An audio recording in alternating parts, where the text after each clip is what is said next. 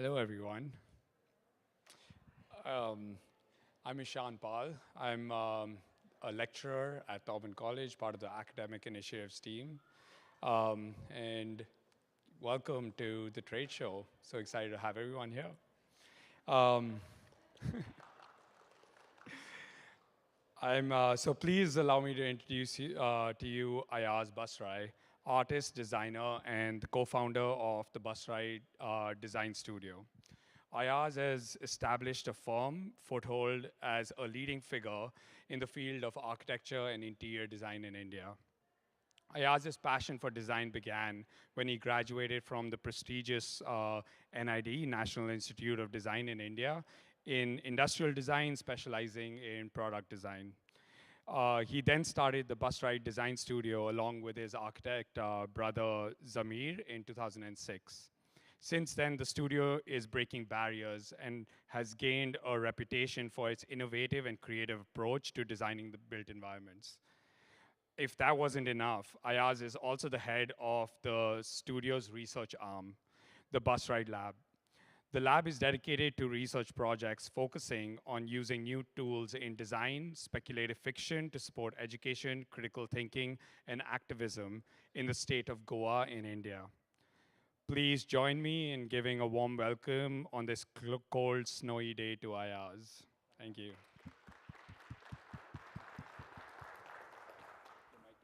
Cheers, man. Thank you. Hello, hello, hello. Hi. Okay, it's awesome to be here. Thank you very, very much for having me here. So I think we had a really kind of a quick whirlwind, disorienting visit in Bombay when Anya and Ishan came to visit. And I think just the synergies in that one conversation were too amazing to ignore. So it's like an honor to be here. Thank you so much for having me. I think what I really wanted to share today is a bit of like a whole bunch of different experiments that we've been running in the studio. They kind of play out in society at large. And a whole bunch of them are kind of meant as provocations. Some of them are deliberately meant to piss people off. So it'll be kind of, I just wanted to share a whole bunch of that with you, hopefully start a bunch of conversations here as well. So I think one of the interesting opportunities that we find in being in design and architecture in India is this whole prospect of Indofuturism, which is a fairly sparsely populated space currently, because I think like the rest of the world, we consume a lot of Hollywood, where actually our ideas of the future are heavily, skewed by shiny cities and flying cars. But I think anyone who spends more than half an hour in India realizes that it's completely chaotic. It's a place which is going to urbanize in a very, very different way to the rest of the world. And I think through some of the Indofuturism kind of scenarios that we try to put out, the idea is to kind of capture a little bit of that texture and a little bit of madness. So I'll just share some of those things with you guys.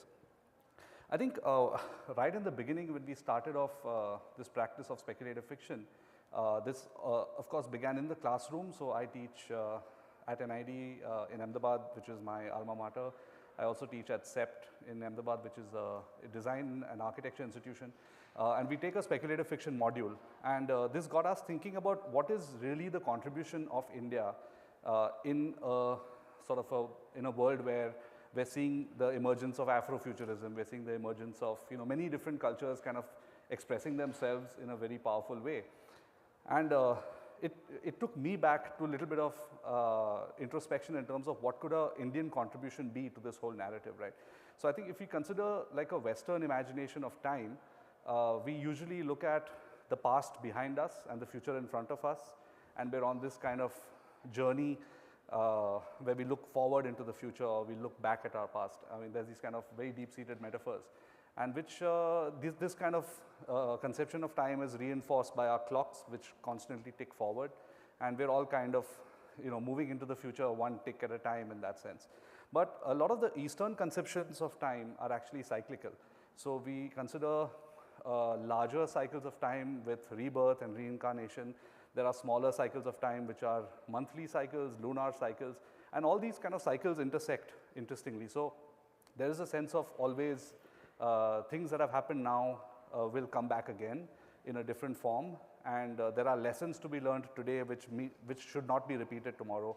So there is this kind of cyclical, interesting nature. But I found like both these definitions were a bit, in some ways problematic, because it feels a bit like emotionless, and it feels like you're on this roller coaster ride and just going wherever, and you don't really have agency, right? So I think one really, really interesting definition of time came out from this kind of bizarre story, which I think because we're in Michigan, I may have to give a little bit of explanation and context to this. So this is actually a story which is very, very old. It comes from the Rig Veda. It's then repeated across different ancient Indian scripts, and it also finds mention in the Mahabharata. And this story is, there was a sage called Durvasu who kind of cursed the gods, and the gods lost all their power. And in desperation, they go to kind of figure out how do you regain your power. And Lord Krishna actually told them that you need to now collaborate with the asuras, who are actually the demons. And you will use a snake to wrap around a mountain, which has to be inverted into an ocean of milk. And then you have to churn the snake. So basically, as the ocean is churning, you will have many, many things that come out of that ocean as gifts. And the last thing that comes out of the ocean, after I think 13 objects have come out of divine symbolism, the last thing is actually ambrosia, which also finds a mention in Greek history as a drink, an elixir of the gods, basically. So once you consume that ambrosia, you will now regain all your power, and you will then be able to defeat the demons. So what's really interesting is, I mean, this story is kind of replete with symbolism. There's symbolism attached to the mountain of being, this entire journey being internal, sort of you fighting with your own demons and finding resolution. In fact, it's really weird that the name of the ocean of milk is actually the Milky Way. So there's actually a galactic kind of a thing as well somewhere. So there's a whole bunch of random kind of symbolism attached to this. But what I found really, really interesting about this story is that the snake is time. So the snake is always wound around the mountain 3 times, which is the past, present, and the future. And the act of time is actually the act of churning. So basically, time in this conception of the story has a sense of collaboration. Like you need to have 2 opposites, the past the past and the future, and the churning of those 2 is the present. Right? So it's kind of a very, very interesting story-led conception, and it kind of has these embedded emotions within it, which if one abstracts these emotions, you kind of realize that time is not emotionless, like time is a churn. And I think this churn is something that we experience every day. Like there are parts of the day that speed up and parts of the day that slow down. There is always this kind of negotiation that is embedded in our understanding of time. And also this really interesting thing that time holds emotion, that we kind of, we don't look at it as a dispassionate physical kind of a concept, but it has a sense of emotion, that there is time that is meaningful. And this comes a lot from the mystical side of time, which is the time, there is always a right time to have a ritual in the Indian conception. There are projects that you only begin on a certain day. There are projects that if they end on a certain time, it's auspicious. You get married according to someone else's reading of time. You have to kind of align horoscopes to be able to see celestial time. So I think once you kind of have this interesting conception of time, a lot of interesting adjacencies open up. And for me, I found that to be really, really empowering. And I felt if our Indofuturism could be informed by this conception of time, it could be a really, really interesting entry point into the world of Indofuturism. So this kind of started off for us an India Futures project, and we tried to approach this project in as whacked out a way as possible, because we felt like a linear narrative doesn't really do justice to a futurist narrative. So I'll take you through a few of these experiments. Some of them kind of border on things that we start seeing in our country today. This is actually a spate of monuments that have been commissioned and built in the last, I would say, 10 to 12 years. And this is the Statue of Unity, which is right now the world's largest statue. It's 182 meters tall, which is quite massive.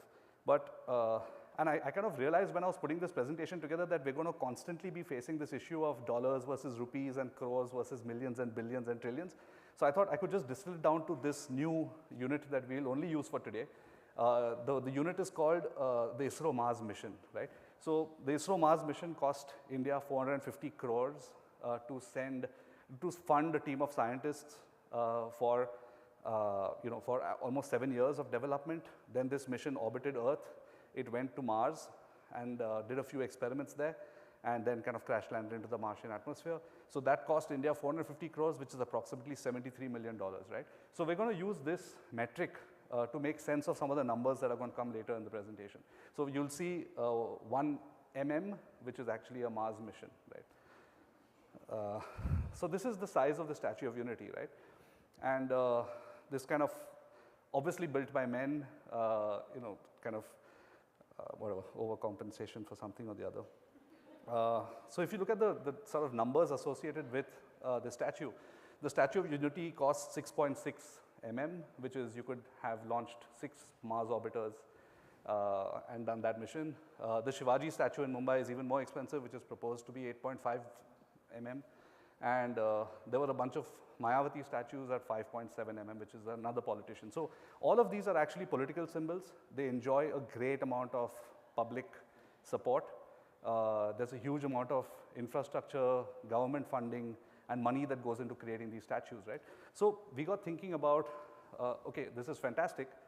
What if I was given that money? What would I do with it, right? So we started thinking about what else could a statue be, right?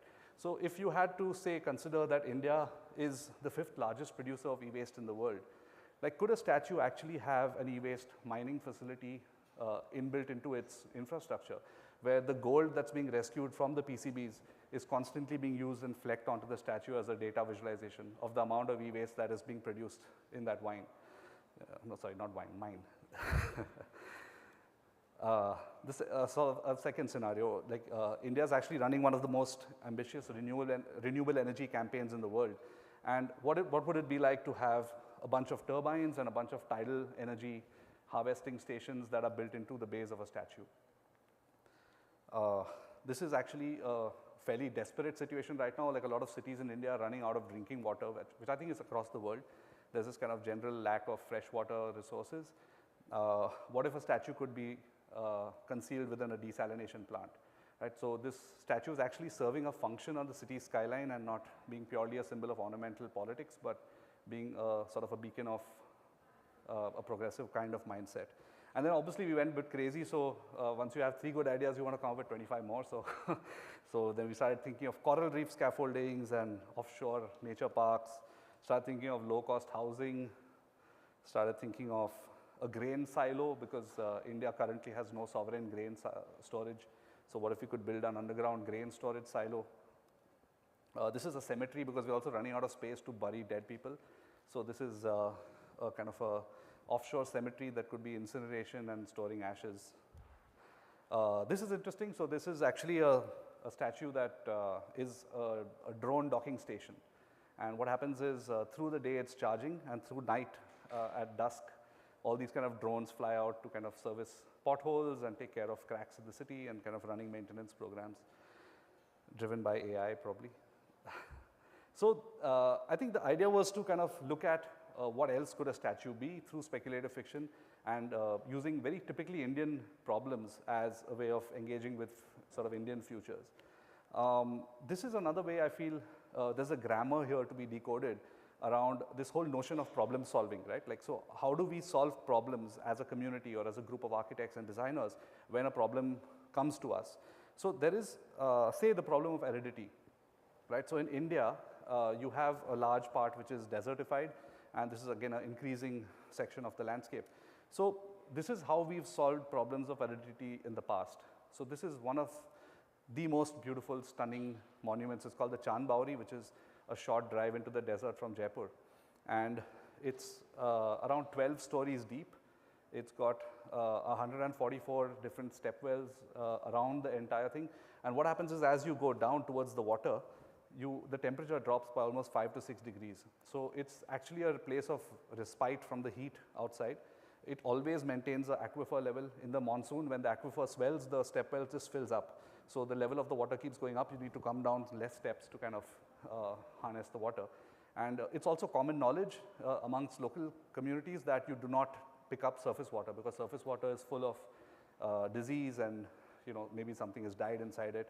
So you have these kind of percolation filters that the aquifer, once it fills up, then that water is safe to harvest. There's also a temple at the bottom. The temple is there primarily as a purification device so that people don't urinate in the water. So it's just there as almost like a do not pee here kind of a sign. And this is how we're solving problems today. Right, so say the problem of generating electricity, and what would we do with this? So we kind of plant a monoculture of solar panels in large land grabs, and just the statistics around this is staggering. Like if you look at 2,500 acres of land with almost 380,000 different foundations, 25 lakh different solar modules, and this is also the cost of this is around 22 Mars missions, right, to put this solar park up. And what's interesting is that it's not purely an Indian problem. I think this kind of disease of imagination affects most companies when they roll out forms. So these are forms which kind of, by definition, keep community out. By definition, have no reflection of culture or craft or romance or heritage or any of that. It doesn't represent the best of what our civilization is able to produce. And I think some of the most beautiful, performative, relevant architecture has come out of problem solving, that you have a very deep problem, but how do you solve it in the most beautiful way possible? So I think that sense of beauty has kind of exited the kind of forms that we create to solve contemporary problems. These feel a bit like squat, stuff that's a direct extrusion of a floor plan and poured concrete and then covered it up. So we started thinking about the etymology of what could a solar temple be like. Right, so if you had to build a facility to harvest solar power, why not take clues from the sun temples that kind of existed, right? So this is the Konark Sun Temple. This is, in fact, the etymology of the word Konark is interesting. Kona means corner and arc is sun. So it's actually almost an invitation from the past to start building with solar panels. Like why shouldn't a modern solar park be actually a sun temple which has kind of culture and craft embedded into it? So we started then working with concept illustrators to start thinking about what could a future of a monument like this be, planted in the desert, sort of lots of solar panels, but mixed with kind of a vernacular expression of what a beautiful monument could actually look like. This is some of our work working with the city. So, I mean, just to give you a sense of the kind of problems that we face, say, in a city like Bombay. This is the website of the Planning Authority in Bombay, and this is the list of drawings that are published. You need to go through each one of them to kind of see where your particular planning document is. When you locate it, it looks something like this. So you have essentially, it is just extremely opaque, and it's almost opaque by design, that you would not want to have any kind of engagement with a document like this. In most cases, there are conflicting versions of these drawings available on the server, so you really can't see alignments, you can't see what the actual plan is. These drawings are revised and built without updating the website. So it's just a very messy kind of situation. So in Bombay, when there was this proposal of this kind of coastal road that was being proposed, what happened was we formed a collective of architects. Like there were 6 architecture studios collaborating together to find a critique of this project. And this, of course, was in partnership with a whole bunch of different lawyer groups, activist groups, environmental groups, who were all kind of just shocked by the scale of this kind of project, right? So what we started doing was picking up and reconciling these development plans, but creating simple GIFs that kind of just show what this is going to do to our coastline, right? So the idea was that once you have these kind of visuals ready, this is one of the most iconic kind of views in Bombay. This is the Haji Ali Mosque, and if you look at the sort of the visualization of what's going to come up there as infrastructure, this is kind of really bizarre. So I think, and of course you imagine like a lovely morning yoga session at the Juhu beach, and then you have like, boom, this kind of road that goes across. So I think this, what's interesting is that by producing these kind of speculative visuals of what this infrastructure is actually going to look like, it slowly starts getting into the public consciousness. It starts entering activist groups. It starts entering publication. It gets picked up by, blogs and people who are writing about these projects. And it sort of creates a much larger movement where people are able to actually push back in a much more informed way. And I mean, we also kind of, once you read between the lines to what this kind of infrastructure is actually meant to do. So this is actually the image that's put out by the government, and what you actually try to do is to superimpose what the actual motive is, which is, oops.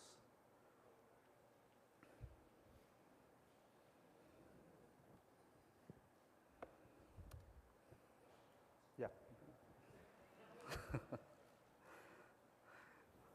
So yeah, so I mean, it's essentially a sophisticated land grab. Someone's watching. And what's interesting is for us as a group, it kind of created a whole bunch of resonances. We're now part of these different collectives across different cities. The Bandra collective looks primarily at, issues in Bandra, which affect all of us.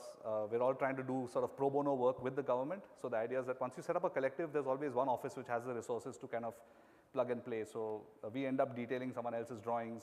If someone from this office is not free for a meeting, the other person will go with a chalk and give the contractor direction. So it's become a very, very interesting shared kind of a commons almost. In Goa, we have the Goa collective, which Tahir knows about. So we're also now working in Goa, which is trying to do some critical writing, supporting some kind of on-ground activist work as well. And this is something very interesting called the City Design Lab, which is actually now resident under the mayor's office. And the idea is to kind of create an interface between the Goa College of Architecture and the mayor's office by sort of taking graduate urban design students and getting them placements within the city to work on city projects. So we become a professional body that mentors students and just gets them placements to work in the city, so that there is hopefully a more participatory civic culture. The Coastal Road project is around 26 Mars missions, just for statistically. And so then we, as a pushback to this whole Coastal Road thing, we started writing fake news. So fake news is something we really enjoy doing. Kind of keep putting out articles that, that enter activist networks. Some of these articles actually are submitted in court as a citizen voice. So even the judges, it seems, were laughing about these, like, why is this even relevant? So then we kind of put out this article saying that there is actually a tunneling activity going to happen under one of the most premium residences in Bombay to build a part of the road. So we kind of put out this article saying that all the foundations of the buildings are damaged and people are leaving it, and there's all this kind of chaos happening. And of course, people get panic calls in the morning, like, it's lawn, it's happening, it's not, so it's fun. And then we kind of floated a fake competition saying that, this whole project is scrapped and now there is a big mass transit upgrade happening with the same kind of budgets. We entered our fake competition with fake entries. So this is like a comprehensive upgrade of the Mumbai local train system. If you had to double track the local train system, it actually works for 53% of the Bombay population. The coastal road service is 0.3%, right? So this is vastly skewed money infrastructure. And we got a win actually at the end of this, because the Bombay High Court actually put a stay on it for almost a year and a half. But I think there was, within the group, obviously there was a sense of short-lived euphoria. And I think after the pandemic, it kind of all restarted because different things there's too much money involved, basically. And then we also do other weird stuff, like this is kind of a retrofit of luxury apartments in Bombay. So one is now hypothesizing that these big luxury apartments are empty because, and this is part of the truth in Bombay, that many of these super luxury apartments are constructed, but they're empty. They're just real estate stock. So we said, okay, this waiting period is going to end at some point. What if each apartment had to be recategorized into a sort of a small community of, say, 4 families?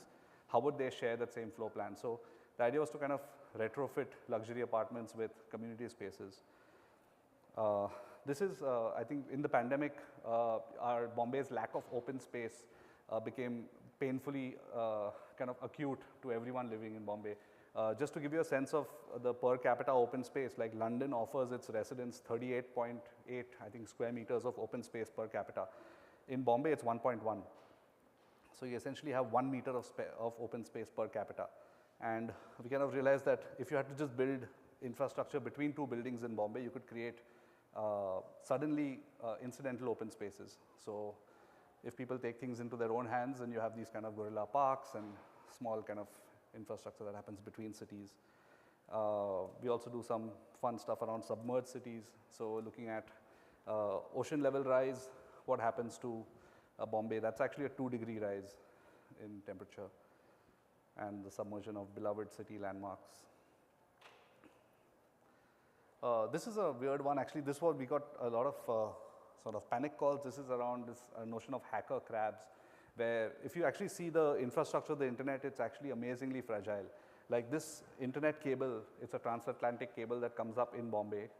If you chop this, it actually cuts off half of India from the internet, right? So it's this fragile. So we were wondering that what if you had these kind of crabs that are kind of, clustering around this cable and siphoning off banking data. And then there were a lot of people in the morning who messaged, said, that, man, is this true? Like, I just checked my bank statement. Is there something going on? Which banks are involved? So it's fun. Yeah, poetry, post-apocalyptic poetry. This is hopefully something we can publish. It's painful to read this out, but and there's another one.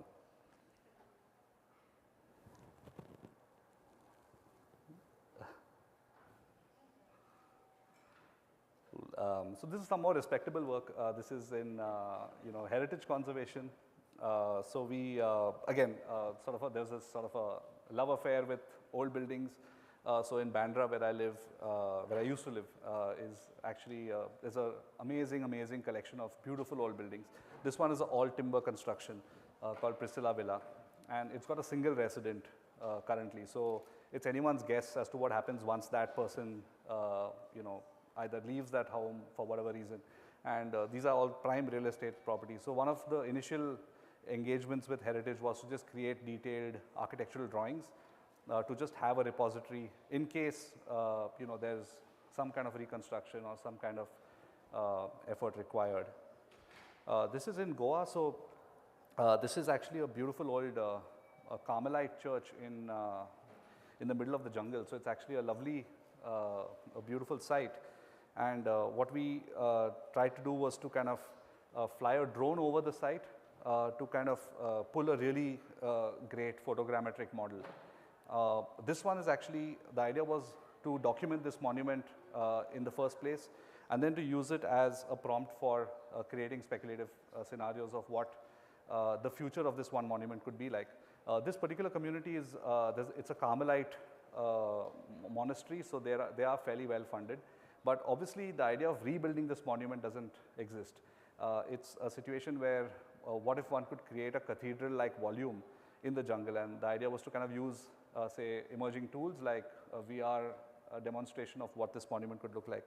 So we kind of were working with this idea that we could build out the entire cathedral volume based on very detailed LiDAR scans that my partner in Goa Collective, Fernando, he's actually also an alumni of UMich. So he does incredible work.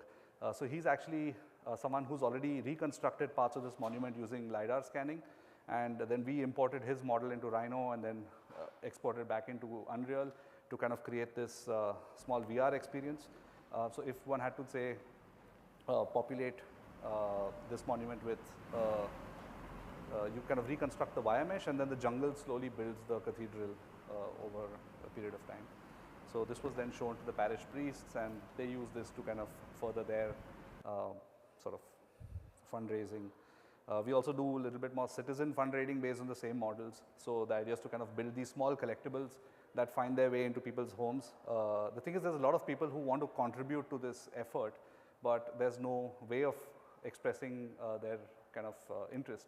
So we create these small collectibles based on the study models that we've made, and then that becomes part of a larger fundraising kind of effort. Again, fake news. So we started talking about this monument like it's already been kind of revived, and there's this active community. There's like this kind of local history museum there which celebrates Carmelite history. There's also this, it's now a partner for the International Film Festival for an outdoor venue, so that the whole facade is projection mapped. There is a cultural showcase, the kids putting up a Christmas night market outside the monument. So, I mean, the idea is that when these kind of fake news articles get circulated amongst the community, it starts short-circuiting the disbelief, right? It starts creating something, creating a mental framework where you're starting to itch for this kind of future. You say like, why cannot this act, I mean, why can't this actually happen? Which is a very powerful one for us to work with. Of course, we also then document artifacts which have now entered the gray market, for example. So this is a great use case for VR, which is, say, how do you repatriate objects that have left their context, right? So if you have an old cathedral in Goa, what you're just left with is the skin. You're just left with the ruin. But the entire soul of that monument is now on the gray market. So you'll have altarpieces, you'll have figurines, you'll have all these kind of amazing artifacts which have just been siphoned off over the years. And they now exist in private collections and museums across that. So it's impossible to repatriate all these objects and put them back in situ. But that's one of the most amazing things in VR is that you can repatriate all these objects. You could build out an entire church and play the choir there in binaural audio and kind of relive the entire lived experience of that church through an interesting VR experience. Again, similar projects. This is a mapping of a drone, using a drone to map an old stepwell in Ahmedabad. So this is a small project, a 2-week project we did with the students at NID. So they kind of, we got permission to sneak into this one stepwell which has been abandoned for a long time. Sort of flew a drone in and then pulled out a photogrammetric model. And this is a small film they made called apmv.exe. This is again using architecture as, it's a weird one actually. So we collaborated with this activist in Serbia called Vladan, who's actually a digital rights activist. I actually put this slide in the morning after watching the morning session around creating kind of safe spaces for to kind of be away from the sort of surveillance tech.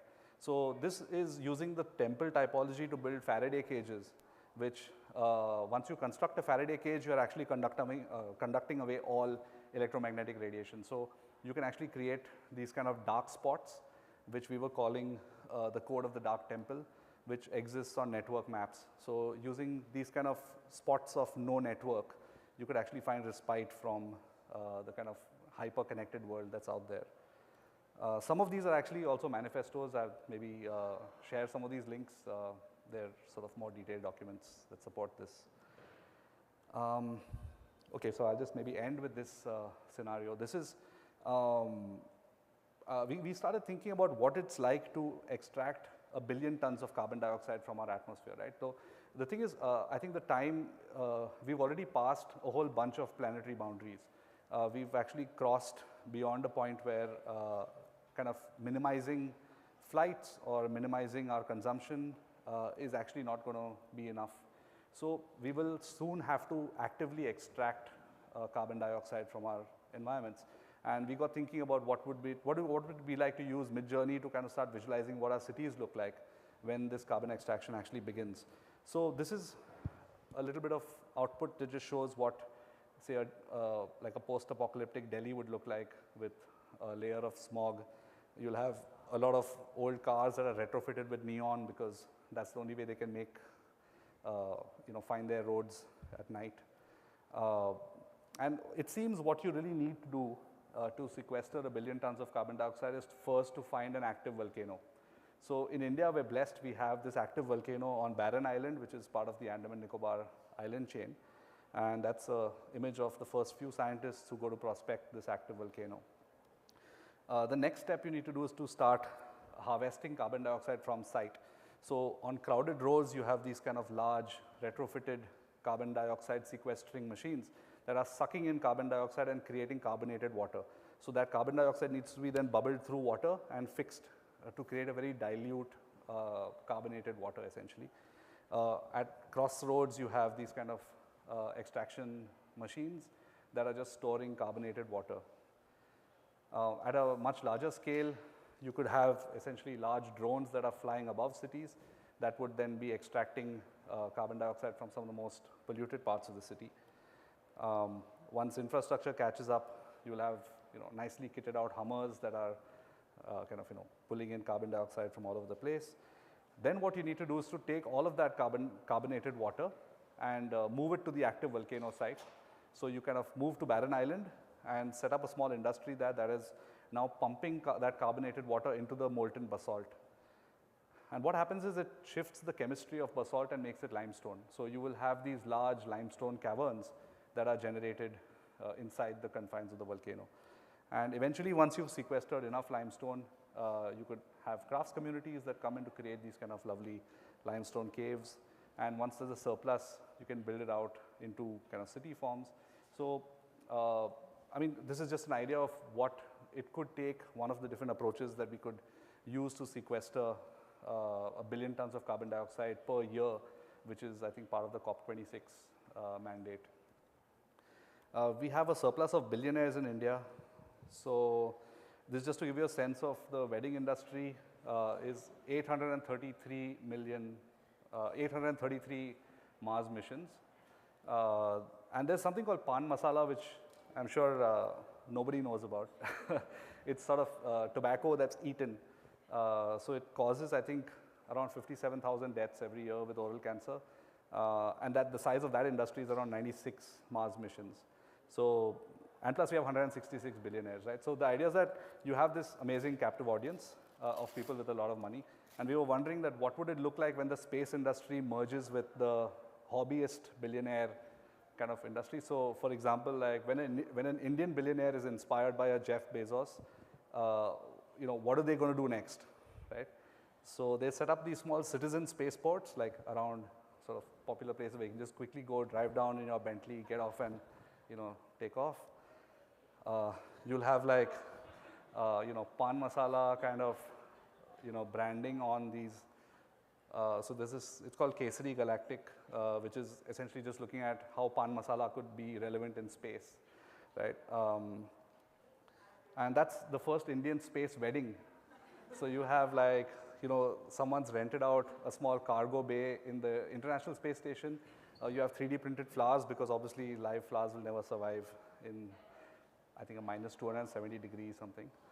That's the shortest space flight. So you have a paranoid groom who's holding like this 3D printed flower garland, quickly walking across to kind of, you know, do the due. And this is also billionaire renunciate. So after a lifetime of extraction, when you actually at the end of your life, again, an old Indian tradition where you're supposed to renounce your wealth and then go into the jungle. So these are these kind of, you know, apologies of billionaires that start getting populated on the Indian landscape where so they deeply regret the ecological harm that they've created and they kind of move into the jungle to repent. Again, this is one of the most ubiquitous sites in India, so we thought it'd be nice to mess around with this a little bit. The many Tajes. So we've done a bunch of you know, projects using the Taj at its root, but sort of deriving geometries from there, building out pavilions. This was a fun one. So we were wondering about what would a VR experience look like when it's mapped onto an actual monument like the Taj. But the thing is, when you go to the Taj Mahal, it's a fairly underwhelming experience because you get told a bunch of lies, right, by someone who just wants to make a commission. They were like, oh, this is where this happened, this is a monument to love, and this, that. I mean, what it actually is an opium-fueled imagination of paradise, right? That's the kind of brief, and that's so much more magical than anything that someone would tell you at the monument itself. So we started thinking about what would, this kind of architecture that comes alive, right? So if you had to say walk into an immersive experience of the Taj, where you're seeing the base geometries of that model animated all around you and you know, played to kind of lovely music, which kind of takes you into this opium kind of experience, I guess. Get into the mind of Shah Jahan and understand what his brief was to his architect. So we started playing around a bit with the base geometries of the Taj and you know, using this kind of bridge of architectural documentation along with processing. So yeah, I mean, this is again output from Unity, which could directly go into VR. So I feel this is also an interesting use case for sort of XR technologies and how they could plug into very old stories, but without compromising their own inherent you know, worth, I guess. Then we always started playing with stable diffusion and craft inlay. So if you had to sort of derive esoteric narrative from this latent space between inlay and architecture. So what would that look like? So we started training, this is again on stable diffusion, but trying to figure out how an inlay pattern could become a form of narrative storytelling. So if you had an inlay panel that suddenly animates and takes you into this whole fun narrative of craft. This is once the Taj is demolished, and because this is after they find plutonium in the base of the Taj and kind of convert it into a reactor. So what would this kind of modernist Taj Mahal reactor look like? Again, there's a lot of interesting craft that emerges from the Taj. So this is actually a monument built in cane for just one day, for one procession. We kind of try to document the geometry of this to take it into kind of Unity and then build out fun AR experiences as well. This is the same kind of temple in the South India. So the kind of madness of architecture that we are surrounded with as a culture. I mean, I just started drawing it because it was, just a lovely way of engaging with this kind of crazy geometry. So started just drawing it a lot and then slowly took it into other software. So, I mean, these are kind of some of the smaller experiments. This is some work with the future of craft. So we're trying to say, pick up pointillism from Indian craft communities and then create kind of immersive experiences with that as well.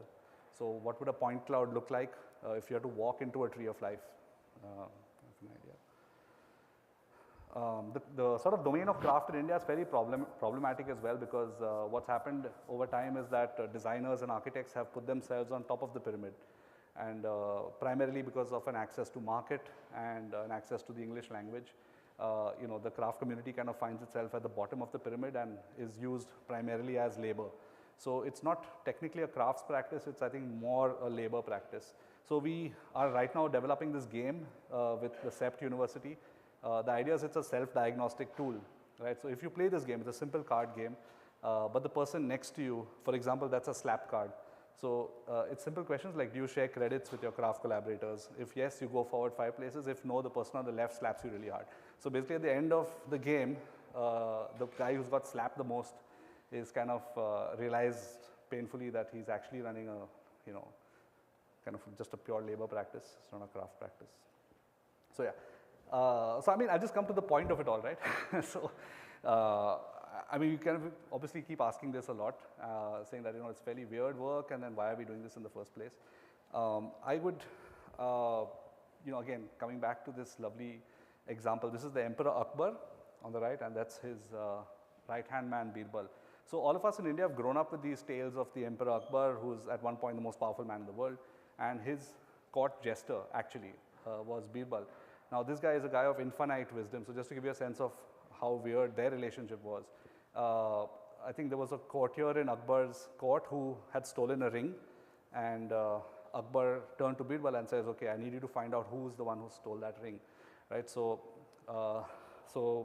Birbal then goes and gives out one stick to all the courtiers and says that when you come back tomorrow, the person who's stolen the stick, his stick will have grown by 2 inches.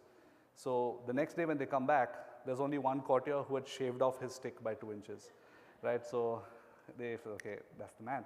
So, I think the idea, I mean, what one is trying to say is that there is a way of speaking truths to power, right? Birbal had this very weird relationship with Akbar, where if he said the wrong thing, he would be beheaded, right? But because of this, because of his place in the ecosystem and using wit and humor, and this kind of tangential way of looking at things, he created a place for the fool. Now, I think the court jester is a very important institution across many different cultures.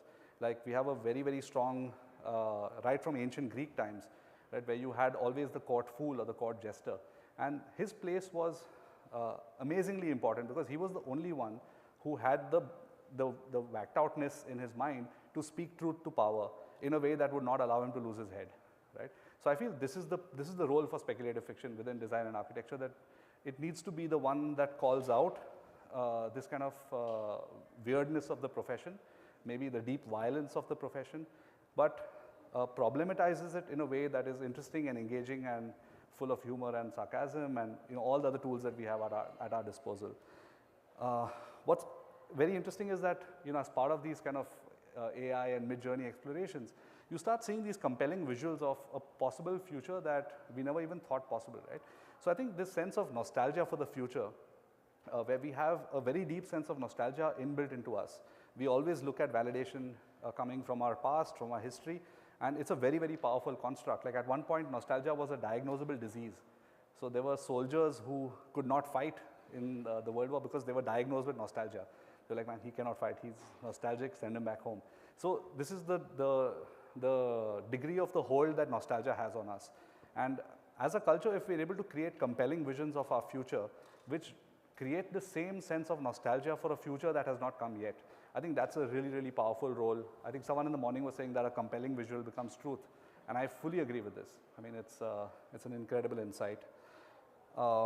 Again, some of our work in Goa, this is actually the dieback of the mangroves, which is happening slowly because of unchecked construction. And this is a project we're trying to do with the Kazan Society right now, which is trying to visualize a city built without concrete. So what would a healthy symbiosis between man and mangrove look like? And some of these new tools are very, very powerful to kind of help us even develop this kind of sense of cautious optimism. Right? So thank you very much.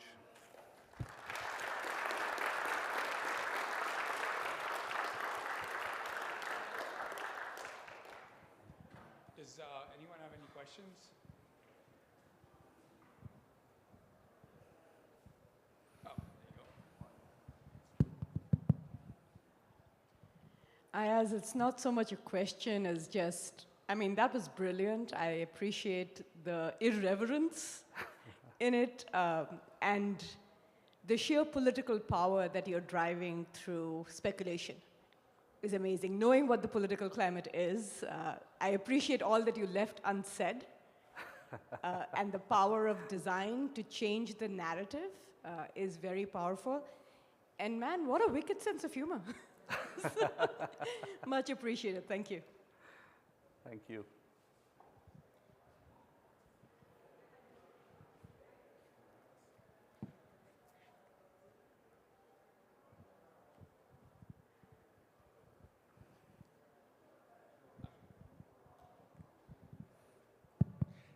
Thanks, that was excellent. It was a real pleasure to see the work, I agree. Ditto with the sense of humor, it's refreshing.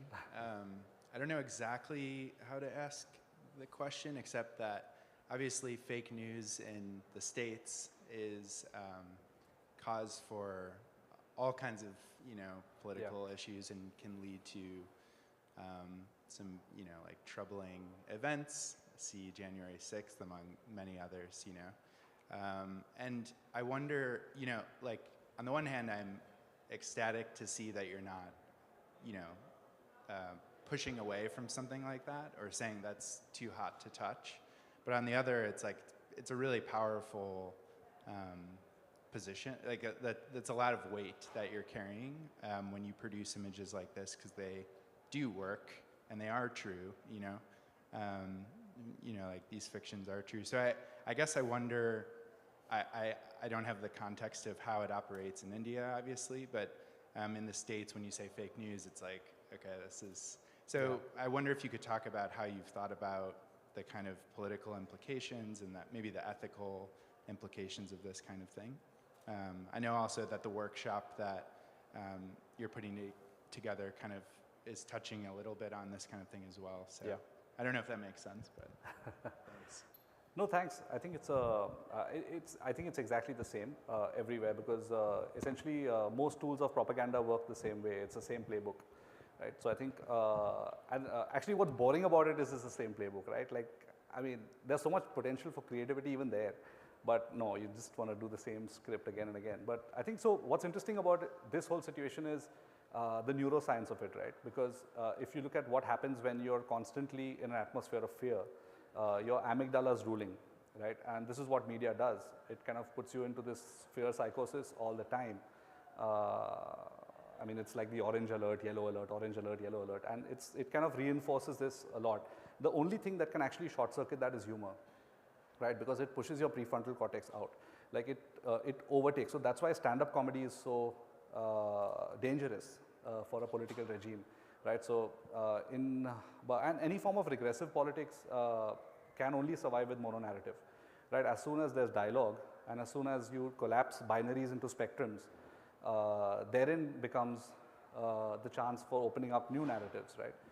So I feel like some of our work is really to understand this spectrum and say, okay, that's one statue. Let's come up with 25 statues that actually work, right? And I think it's good pressure. It's good pressure on design. That's saying, okay, this amount of money exists, this amount of political will exists. How can you use that to do good, right? So I think, and I feel completely honestly, I don't think we're doing stuff that's that provocative that would be, you know, I mean, so yeah. So, but the grammar is the same, and I feel it's important to understand the grammar of fake news to be able to use it in a better way, where you can actually use the same methodology and the same kind of like the newspaper is so believable, right? When you see something set in Times New Roman, and you see a date below it, and you see the name of a correspondent, and you see an article and a visual, it automatically makes it believable, whether or not what is being written is you know, even digestible or even makes sense or whatever. So I think it's nice to understand the grammar of that and then use it in a way that you know, furthers a slightly different agenda. And I think this is also going to keep evolving. I'm not sure how this works in VR, for example, right? What would the politics of a VR space be like when you have this kind of, again, tiered access and all those kind of things. So it's interesting. Like what I find very, very empowering about working with craft, for example, is that you can deploy this tool at the bottom of the pyramid, right? It's super important to have a ground up understanding of these technologies. Otherwise, we're just creating more and more frameworks that are going to reinforce the same hierarchies. So, you know, just in our work with this Gond artist, right? Like, so they have these beautiful narratives of the creation of the universe. But when you buy the painting, you lose the esoteric, right? You're only engaging with the exoteric. So there's very, very strong narratives to be found within the esoteric space in craft, which is completely outside the imagination of mainstream politics. So I think there are lots of these stages for subversion. It's just that I think in conventional design school, we're not taught how to engage with those stages. It's coming to us from collaborations, right? Like from working with musicians and chefs and mixologists and DJs, and they all feel the same way. You can have politics on a plate, or politics in a drink, which, you know, point to a more progressive culture. So, yeah. Yep. I think it's both a question and a commentary, because I think looking at what you were talking about earlier, about the way that stories, you know, if a story is shared in a way that is compelling, that story can become reality, right? And what you do in the context of a fake story. So my question is, have you looked into deepfake? Because I think it could be actually interesting to actually push That's that, awesome, you know, yeah. the kind of alternative scenarios that you imagine, to push them in the way that will really blur, you know, the frontier between reality and fiction and fantasy. So really to kind of push the case of the kind of thing that you're advocating for. That's incredible, yeah. That's really awesome. I haven't thought about it for sure, but trade show.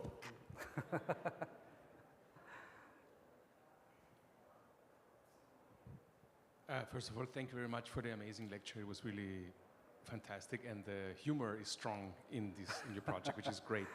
I have a question about the relationship between dystopia and utopia in your work. Yeah. Because certain projects lend themselves to be utopian, fun, entertaining, versus others being more dystopian in their quality and talking, for example, more about the effects, the symptoms, but not actually the causes of them. Like, for example, the one that scrubs CO2 from the atmosphere to put them in stone, but doesn't talk about where the pollution comes from. Does that make sense? Yeah, absolutely. But I think so. We're definitely trying to populate a spectrum of approaches, right? So I think there's one whole side of narrative. Again, purely in the Indian context, what's happening is a lot of the narrative is now focused around individual consumption and minimizing individual consumption, saying that, you know, drink from a paper straw, or you know, recycle your plates, or whatever, that whole kind of reduce kind of narrative. But the data points to something completely different, right? The numbers are staggering. Like, we need to remove an order of magnitude greater than, and I think it's a bit of a reality check in some sense that, you know, that big capital is going to have to be again deployed to solve the problems that big capital has created. And we see this in even grey infrastructure, right? We already know that this coastal road is going to be around for 20 years. And then the same guy will make money while dismantling that coastal road because it's no longer relevant. So I think there's this kind of grudging acceptance of the forces that be, and we're trying to say, like actually one very interesting thing that came out in Goa, we were part of a couple of these groups that were discussing what would it take to make Goa completely green, like decarbonize Goa. So the only viable option to decarbonize Goa is to set up a small nuclear reactor, right? That's the only thing that's actually going to work because we don't have the amount of land or the weather to set up that much solar panels. So I put out a couple of these visuals of nuclear reactors in the middle of the heritage precinct and sent them on the same group saying, what does this make you feel? Right? And the pushback was like, this is horrible, not in my backyard. Right? So I think there's this narrative without a reality check as well, which is equally damaging. It's things that you can't do anything about. And if a visual is creating that kind of visceral pushback, then you know that there's something there to niggle further, right? Like there is a symptomatic problem. It's almost like you are giving a placebo and you're seeing a reaction which now can be worked on further through an actual design process, through actual engagement, through actual interviews, through actual this thing. And it's going to take almost 20 years to build that consensus that can you put up a nuclear reactor in the middle of a populated town center because it's going to have more eyes on it, because the risks are high enough that you will not, not build safety, for example. So these SMRs which are supposed to kind of save humanity.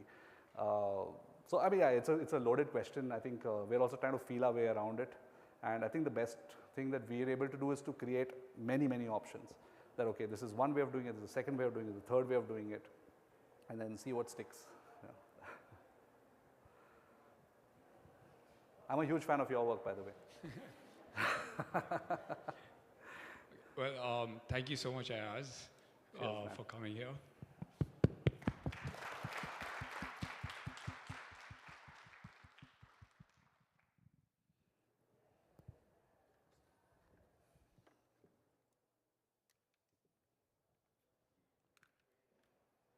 It's off. Oh, we're taking a 5-minute break before the next one.